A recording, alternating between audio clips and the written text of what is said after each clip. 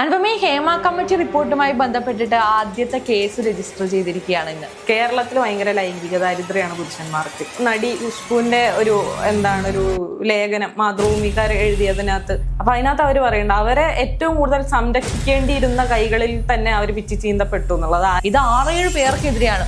ഈ 6-7 പേര് എങ്ങനെയാണ് എല്ലാ വട്ടവും അബദ്ധമായി മാറുന്നത് എങ്ങനെയാണെന്നൊന്നും, സമ്മതത്തോടെ അല്ലാതെ ആവുന്നത് എങ്ങനെയാണ്? എന്താ പറയാ, നല്ല കള്ളൻ ചീത്ത കള്ളൻ എന്നില്ല, കള്ളൻ ഒന്നേ ഉള്ളൂ. എന്നെ 2-3 പ്രാവശ്യം പീഡിപ്പിച്ചു. ഇങ്ങനെയാണ് ഒരാൾ 2-3 പ്രാവശ്യം പീഡിപ്പിക്കുന്നത്?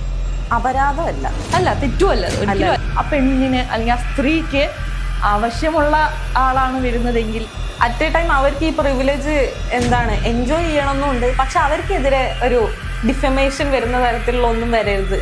ഒരാളിൽ നിന്ന് ഇങ്ങനത്തെ ഒരു ബുദ്ധിമുട്ട് നേരിട്ടു എന്ന് അവരെന്നോട് ആ ഇന്റർവ്യൂവിൽ ഇരുന്ന് പറഞ്ഞു, ഓൺ റെക്കോർഡിൽ പറഞ്ഞ കാര്യമാണ്.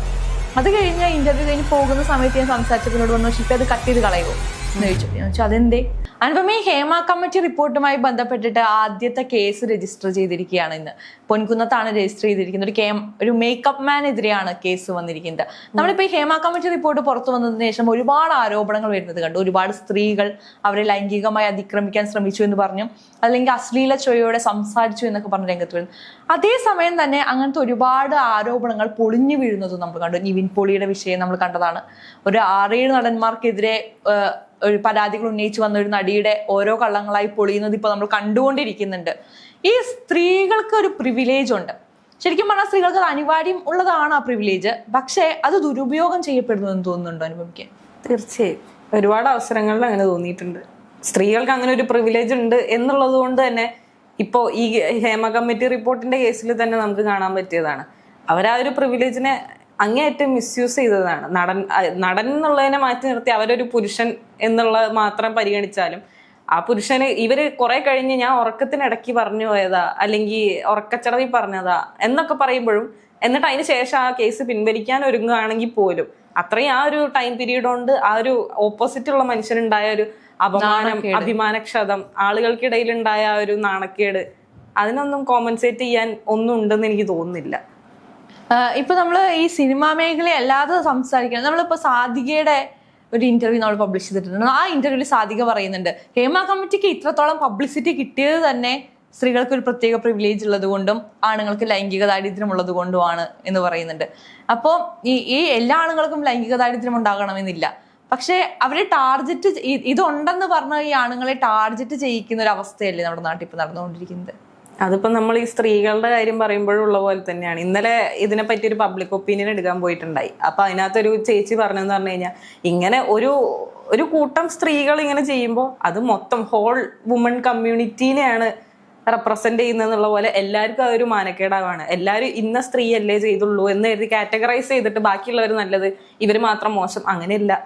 അത് ഇപ്പൊ ഈ പുരുഷന്റെ കേസിലാണെങ്കിലും അങ്ങനെ തന്നെയാണ്. ഈ മുകേഷ്, അല്ലെങ്കിൽ ഞാൻ പേരെടുത്ത് പറയാതിരിക്കുകയാണെങ്കിൽ പോലും പല പ്രമുഖരുടെയും പേരിൽ കേസുകൾ വന്ന സമയത്തും ആ മൊത്തം ഹോൾ മെൻ കമ്മ്യൂണിറ്റിക്കാണ് ആ ഒരു അപമാനം വരുന്നത്. അതേപോലെ തന്നെയാണ് ഈ ഹേമ കമ്മിറ്റി റിപ്പോർട്ട് വരാൻ വേണ്ടി എല്ലാവരും ഭയങ്കര ക്യൂരിയസ് ആയിട്ട് വെയിറ്റ് ചെയ്തുകൊണ്ടിരുന്നതും. പൊതുവെ പറയപ്പെടുന്ന ഒരു സ്റ്റിഗ്മയാണ് ഈ കേരളത്തിൽ ഭയങ്കര ലൈംഗിക ദാരിദ്ര്യമാണ് പുരുഷന്മാർക്ക്. ശരിയാണ്.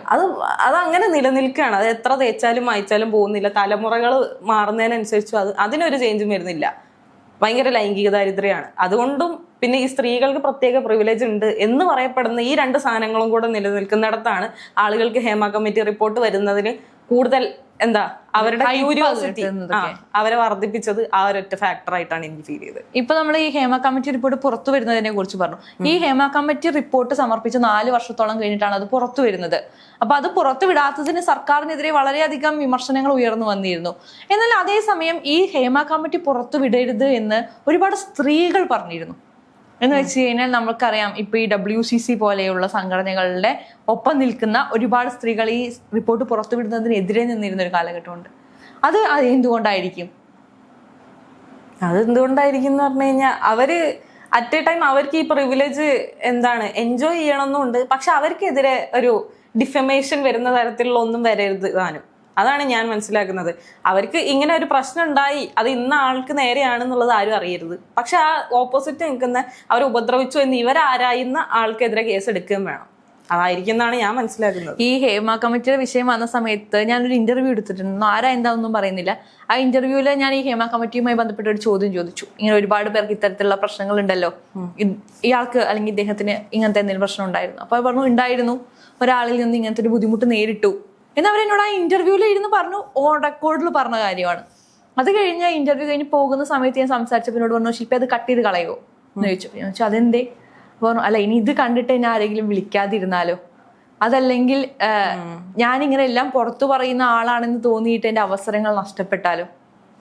അങ്ങനെ ചിന്തിക്കുന്നവരുണ്ട് എന്നുള്ളതാണ്. എന്ന് വെച്ചാൽ പുറത്ത് അവരത് ആ ഒരു പോയിന്റിൽ അവരത് എന്നോട് ക്യാമറയിൽ പറഞ്ഞത് ആ പോയിന്റ് കൊണ്ട് അവർക്ക് കിട്ടുന്ന ഒരു ഹൈപ്പിന് വേണ്ടിയിട്ടാണ്.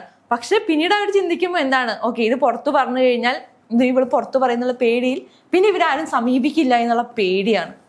അങ്ങനെ ചിന്തിക്കുന്ന സ്ത്രീകളുണ്ട് നമ്മുടെ നാട്ടിൽ. അവരെ സമീപിക്കില്ല എന്ന് പറയുന്നത് അവർക്കുള്ള അവസരങ്ങൾ തടയപ്പെടും എന്നുള്ളതാണോ? അല്ല, ഇത്തരം ആവശ്യങ്ങൾക്കും അവരെ സമീപിക്കില്ല എന്നുള്ള പേടിയുണ്ട് അവർക്ക്.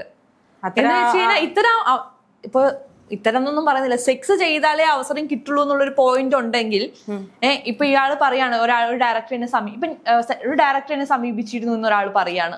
ഓക്കെ, പിന്നീട് ഒരു ഡയറക്ടറെ അല്ലെങ്കിൽ ഒരു നടൻ അതല്ലെങ്കിൽ ആരെങ്കിലും ആകട്ടെ അയാൾ സമീപിക്കുമ്പോ വിചാരിക്കില്ലേ ഓക്കെ ഇവളെ ഇങ്ങനെ സമീപിച്ചു കഴിഞ്ഞാൽ അത് ഇവള് പുറത്തു പറയും. ചിലപ്പോൾ ആ പെണ്ണിന് അല്ലെങ്കിൽ ആ സ്ത്രീക്ക് ആവശ്യമുള്ള ആളാണ് വരുന്നതെങ്കിൽ അത് ഇയാൾക്ക് നഷ്ടപ്പെടുകയല്ലേ. സത്യത്തിൽ അവിടെ നമ്മൾ ഈ ഒരു എന്താ പറയാ, ഞാൻ പറയുമ്പോൾ ചിലപ്പോൾ ആളുകൾ അതിനെ ഭയങ്കരമായി എന്താ പറയാ ഒരു കുലസ്ത്രീ എന്നുള്ള ലേബലൊക്കെ ഇടാൻ സാധ്യതയുണ്ട്. ബട്ട് സ്റ്റിൽ എന്താ പറയാ, അവർക്ക് എന്താണോ അവരുടെ എയിം, അതിനെന്താണോ ആവശ്യം അത് ചെയ്യാന്നുള്ളതല്ലേ. തീർച്ചയായും അതിനു വേണ്ടി എല്ലാത്തിനെയും വളച്ചൊടിക്കുക എന്നാണ് ഇപ്പൊ ചെയ്തുകൊണ്ടിരിക്കുന്നത് എന്ന് എനിക്ക് തോന്നുന്നു. അതൊരു മോശം ആറ്റിറ്റ്യൂഡായിരുന്നു. തീർച്ചയായിട്ടും അതാണ് നമ്മളിപ്പോ നമ്മൾ ഈ വിഷയം ഇപ്പൊ ചർച്ച ചെയ്യാണ്ടി വന്ന അവസ്ഥയും അത് തന്നെയാണ്. കാരണം ഇപ്പൊ നിവിൻ പോളിയുടെ കേസ് വളരെ വ്യക്തമായി നമ്മൾ കണ്ടതാണ്. കാരണം വിനീത് ശ്രീനിവാസൻ രംഗത്ത് വന്നു, വേറെ അതിൽ അഭിനയിച്ച ഒരു നടി രംഗത്ത് വന്നു. കാരണം ഇവര് പറയുന്ന ദിവസം ഈ നിവിൻ പോളി എന്ന മനുഷ്യൻ അല്ലെങ്കിൽ ആ ഒരു നടൻ ഇവരെ സെറ്റിലുണ്ടെന്നുള്ളതിനുള്ള എല്ലാ തെളിവുകളും അവർ മുന്നേക്ക് വെക്കുകയാണ്. അപ്പൊ ഈ സ്ത്രീ പറയാണ് ഞാൻ ഉറക്കപ്പിച്ചയിൽ പറഞ്ഞതാണ്, ഡേറ്റ് മാറിപ്പോയി. അപ്പൊ ചിലപ്പോ ഈ പറഞ്ഞ പരാതികളിൽ ജെന്യൂനായ പരാതികൾ ഉണ്ടായിരുന്നിരിക്കാം. പേടി കൊണ്ട് പറയാതെ പോയാൽ അതല്ലെങ്കിൽ ഒരു അവസരം ലഭിക്കാത്തത് കൊണ്ട് മിണ്ടാതെ പോയി കഴിഞ്ഞാൽ പരാതികൾ ഉണ്ടായിരിക്കാം. പക്ഷെ ഈ ഒരു കേസ് കാരണം ഇപ്പൊ നമ്മൾ എല്ലാ കേസിനെയും ഒരു സംശയത്തിന്റെ നിഴലിൽ കാണേണ്ടി വരില്ലേ. അതിനെ തന്നെയാണ് ഞാൻ നേരത്തെ പറഞ്ഞത്. ഈ ഒരൊറ്റ ആള് ഇങ്ങനെ ഒരു എന്താ പറയാ മൊത്തം സ്ത്രീ സമൂഹത്തിന് തന്നെ ഒരു ഡിഫമേഷൻ ഉണ്ടാക്കുന്ന തരത്തിലുള്ള പ്രവൃത്തി ചെയ്യുമ്പോൾ നമ്മൾ പറയല്ലോ ഒരിക്കൽ കള്ളം ചെയ്ത അവൻ എല്ലാ കാലത്തും കള്ളനാന്ന് പറയുന്ന പോലെ ഈ ഒരൊറ്റ ആള് ഇങ്ങനെ ചെയ്യുമ്പോൾ മൊത്തം സ്ത്രീകളെ ആ ഒരു ലേബലിൽ അവർ നിർത്തും, അല്ലെങ്കിൽ ആ ഒരു നിഴലിൽ അവർ നിർത്തും. പിന്നെ എന്ത് ജെനുവിൻ ഇപ്പൊ പറഞ്ഞ പോലെ ഒരു ജെനുവിൻ പരാതിയായിട്ട് വന്നു കഴിഞ്ഞാൽ പോലും അതിന് 2-3 തവണ അവര് കുറെ ഇട്ട് ഫിൽട്രേഷൻ നടത്തി അപ്പോഴേക്കും മറ്റേ ആൾക്ക് അതിനെതിരെ പോരാടാനുള്ളൊരു മനോബലം നഷ്ടപ്പെടും എന്നാണ് എനിക്ക് തോന്നുന്നത്. കാരണം ഈ കുറെ സ്ത്രീകൾ ഇത്രയും വർഷങ്ങൾക്ക് ശേഷം വന്ന് പരാതി പറഞ്ഞപ്പോഴും കുറെ പേര് ചോദിച്ചു എന്തുകൊണ്ട് ഇത്രയും വർഷങ്ങൾ എടുത്തു. അപ്പൊ ഞാനും ചിന്തിച്ചു എന്തുകൊണ്ട് ഇവർ ഇത്രയും വർഷങ്ങൾ എടുത്തു. പക്ഷെ അതിന് എനിക്ക് മെഡിക്കലി അവര് പറയുന്നത്, നമ്മള് സൈക്കോളജിസ്റ്റിനോട് സംസാരിക്കുമ്പോൾ അവര് കൃത്യമായി എക്സ്പ്ലെയിൻ ട്രോമയുടേതായ ബുദ്ധിമുട്ടുകൾ അതിന് നമുക്കൊരു പീക്ക് ഒരു ട്രിഗർ പോയിന്റ് കിട്ടുമ്പോഴാണ്. ഞാൻ അത് കഴിഞ്ഞിട്ട് എടുത്ത ഒരു സൈക്കോളജിസ്റ്റിന്റെ ഇന്റർവ്യൂവിൽ അദ്ദേഹം പറയുന്നതാണ് ഒരു ട്രിഗർ കിട്ടുമ്പോൾ നമുക്കത് പറയാനുള്ള ധൈര്യം ഉണ്ടാവും. അപ്പൊ അതുകൊണ്ട് നമുക്ക് അത് കുറച്ചുങ്ങൾ ഇനി പുറത്തു പറയുന്നത് അസ്വാഭാവികമല്ല, അതൊരു അപരാധമല്ല, തെറ്റുമല്ല ഒരിക്കലും. അത് ഖുഷ്ബുവിന്റെ ഒരു ഒരു ലേഖനം മാതൃഭൂമിക്കാർ എഴുതിയതിനകത്ത് ഞാൻ വായിച്ചിരുന്നു. അവര് സ്വയം പറയുന്ന രീതിയിലാണ്, അവരുടെ പോയിന്റ് ഓഫ് വ്യൂലാണ് അതുള്ളത്. അപ്പൊ അതിനകത്ത് അവർ പറയണ്ട അവരെ ഏറ്റവും കൂടുതൽ സംരക്ഷിക്കേണ്ടിയിരുന്ന കൈകളിൽ തന്നെ അവർ പിച്ചി ചീന്തപ്പെട്ടു എന്നുള്ളത്. ആരാന്ന് എനിക്കറിയില്ല, ബട്ട് സ്റ്റിൽ അവർ പറയുന്നത് അങ്ങനെയാണ്. അപ്പൊ അവര് അന്ന് ആ സംഭവം എന്ന് നടന്നോ അന്ന് അവരത് പുറത്തു പറഞ്ഞില്ല, പുറത്ത് ആരും അറിയിച്ചില്ല. ഇന്നിപ്പോ ഈ ഒരു വിഷയം വന്നപ്പോ ഹേമ കമ്മിറ്റി റിപ്പോർട്ടിന്റെ ഇഷ്യൂ വന്ന സമയത്ത് അവർക്കെതിരെ ഈ പ്രമുഖരിൽ നിന്നും പ്രശ്നങ്ങളൊന്നും ഉണ്ടായിട്ടില്ലെങ്കിൽ പോലും അവർ അന്ന് അവരുടെ പേഴ്സണൽ ലൈഫിൽ ഉണ്ടായ കാര്യം പോലും ഇപ്പോഴാണ് തുറന്നു പറയുന്നത്, അവരുടെ ചെറുപ്പത്തിൽ എങ്ങാനും സംഭവിച്ചൊരു കാര്യം.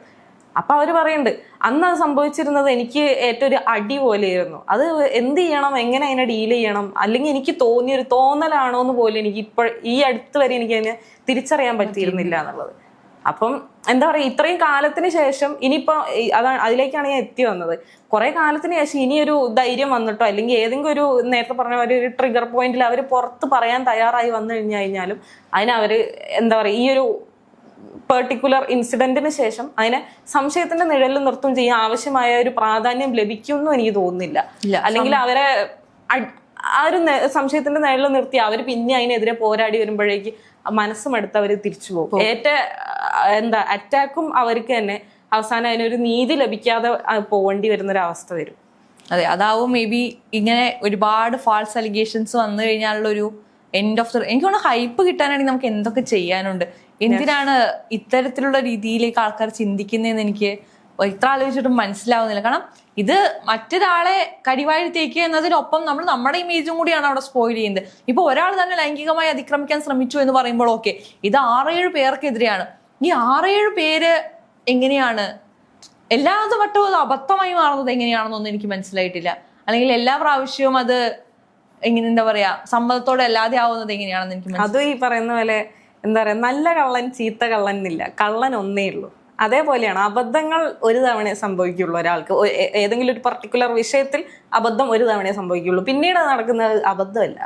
അത് ഒരു തരത്തിൽ എന്താ പറയാ അവരുടെ സമ്മതത്തോടെ സംഭവിക്കുന്ന ഒരു അബദ്ധം എന്ന് വേണമെങ്കിൽ പിന്നീട് ചില കാര്യങ്ങൾ നടക്കാതാവുമ്പോൾ അത് മൊത്തത്തിൽ അബദ്ധമായി മാറുന്നതായിരിക്കും. അങ്ങനെ ഒരു ആരോപണം ഞാൻ കേട്ടിരുന്നു, ആരാന്ന് എനിക്ക് ഓർമ്മയില്ല, എന്നെ 2-3 പ്രാവശ്യം പീഡിപ്പിച്ചു. എങ്ങനെയാണ് ഒരാൾ 2-3 പ്രാവശ്യം പീഡിപ്പിക്കുന്നത്? ആദ്യത്തെ പ്രാവശ്യം സമ്മതമില്ലാതെ അങ്ങനെ ചെയ്തിട്ടുണ്ടെങ്കിൽ അത് പീഡനമാണ്. 2-3 പ്രാവശ്യം പീഡിപ്പിക്കുമ്പോൾ എന്തോ ഇയാൾ എനിക്കറിയില്ല, കുടക്കീഴിൽ നിർത്താൻ പറ്റില്ല. എന്തായാലും ഇതോടെയൊന്നും ആരോപണങ്ങളുടെ വരവൊന്നും നിൽക്കുമെന്ന് എനിക്ക് തോന്നുന്നില്ല. പക്ഷെ ഈ വന്ന ആരോപണങ്ങളിൽ എന്തൊക്കെയാണ് കഴമ്പുള്ളത്, എന്തൊക്കെയാണ് വ്യാജം എന്ന് നമുക്ക് വരും ദിവസങ്ങളിൽ കാണാൻ പറ്റുമായിരിക്കും. നമുക്ക് നോക്കാം.